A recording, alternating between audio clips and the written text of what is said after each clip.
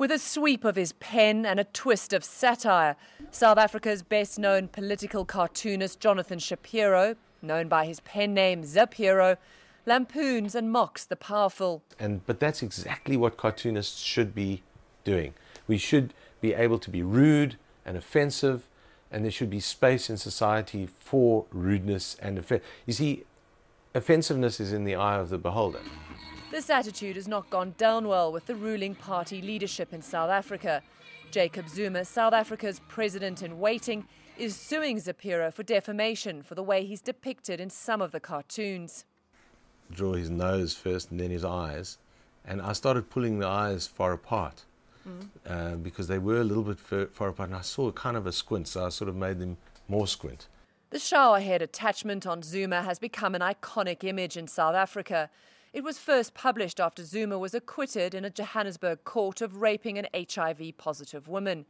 But his comments on the stand that he had taken a shower after sex to reportedly lessen his chances of getting AIDS caused huge controversy.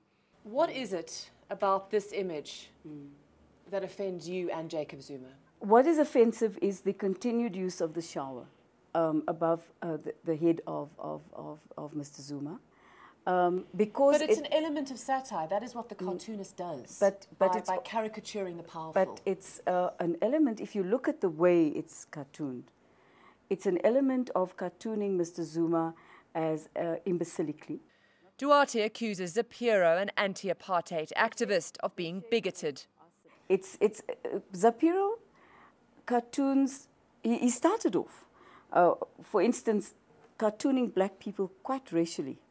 You know, and Mr. Zuma in particular. Such an easy fallback in this country to accuse someone of racism. No, it's not. You see, the paradox is that in the case of Jacob Zuma, our analysis of the media has been that they have depicted him both as a black man who is uneducated.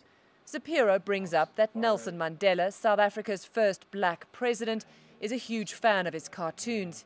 And this voice comes on. Hello, is that Zapiro? I said, yes. And I said, is it him? Is it him? This is President Mandela.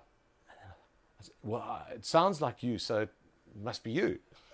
It still sounds so stupid to me when I say that, but that's what I said. During the conversation with Mandela, Zapiro mentioned he'd been a tough critic. I've had to take a critical step back and do things that are critical of the government and of the ANC. And he said, oh, but that is your job. And it says so much about him and about his understanding of satire and his understanding of the need for criticism in society. And he showed it again later. And unfortunately, what's happened is that his successors have not had the same tolerance of or understanding of criticism in society and of cartooning. Robin Kono, CNN, Cape Town, South Africa.